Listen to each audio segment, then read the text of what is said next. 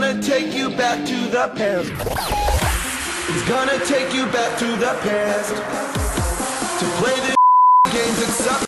He'd rather have a buffalo, take a diarrhea dump in his ear. He'd rather eat the rock of a roadkill skunk and down it with beer.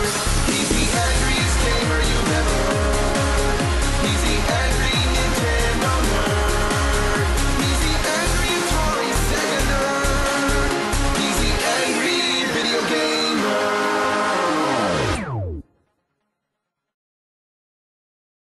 We've only touched upon some of the many classic gaming consoles like the Atari 2600, but now it's time to introduce you to two of its competitors. First, we're going to talk about the Intellivision. It was test marketed in 1979, but officially released in 1980. Notice its fine wood texture.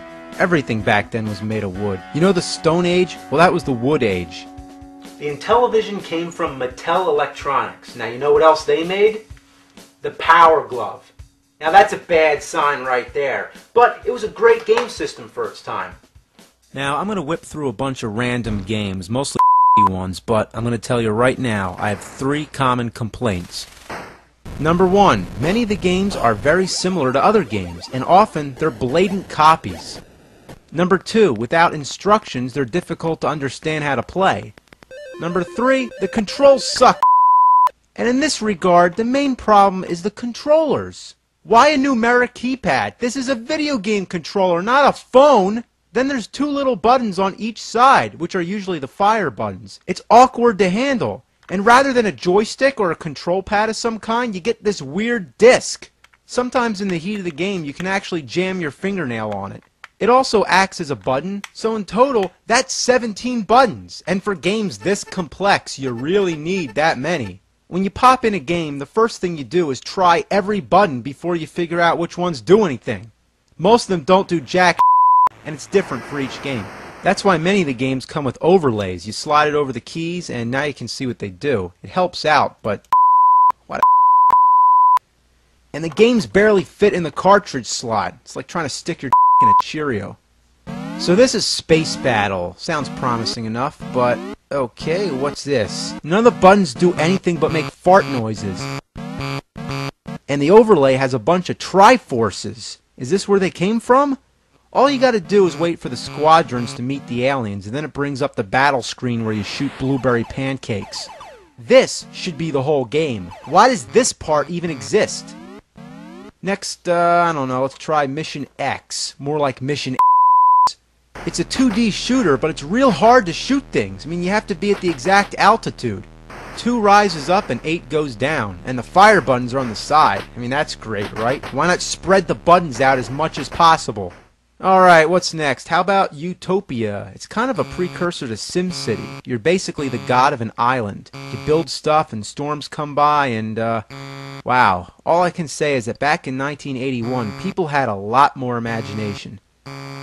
Okay, how about He-Man? Oh man, I thought it was going to be He-Man.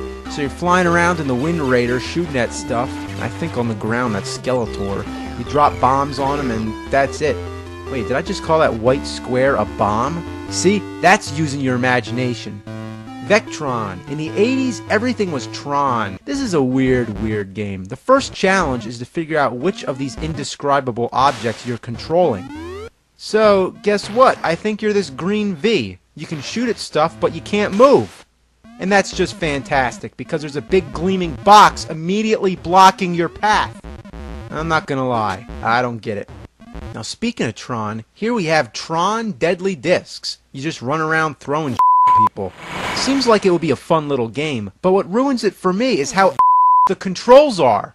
Rather than having one simple fire button and aiming with the joypad or disc or whatever, the keypad determines which direction you shoot.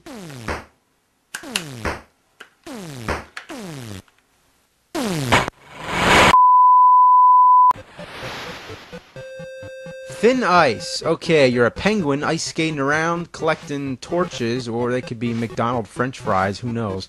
The whole time there's a seal on your which kills you, but the black penguins do absolutely nothing. Advanced Dungeons and Dragons. Well, advanced is right. For the time, it's a pretty complicated game. You start out moving some dots around on the map screen. Then you go into caves, you fight monsters, and find items. What are those, jacks? Can I pick them up? I guess not. The limited visibility is pretty annoying, and without the overlay or any instructions, I gotta admit, I don't know what the hell I'm doing. Alright, what do we got here? Space Spartans? Man, what the hell does that mean? A Spartan in space? Was Marvin the Martian a space Spartan? You got this grid screen and you shoot which looks like TIE fighters. Microsurgeon. The picture reminds me of Slim Goodbody, and I can't believe I'm making that kind of reference. But anyway, you control a barely visible dot on the screen moving around the human body. There's spiders and clouds floating around, and I doubt this thing's medically accurate. You just explore all the guts, technically making it the goriest game ever made. But it only goes so far. Guess the and zone just didn't do it. Frog Bog. You're a frog and the goal is to eat as many flies as you can. It's the same thing as Frogs and Flies on the Atari 2600, but the graphics are way better. On Atari, the flies are just flickering dots. However, it's more fun to play because of its fluent control. It's a fine example of better graphics don't make a better game.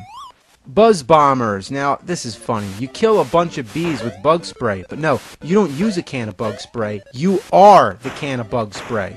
There's also a hummingbird you can shoot at, but it doesn't seem to do anything. You know when bees sting you, their break off and they die. Space Hawk. Man, everything begins with space. So you're just a guy floating around space shooting green slime.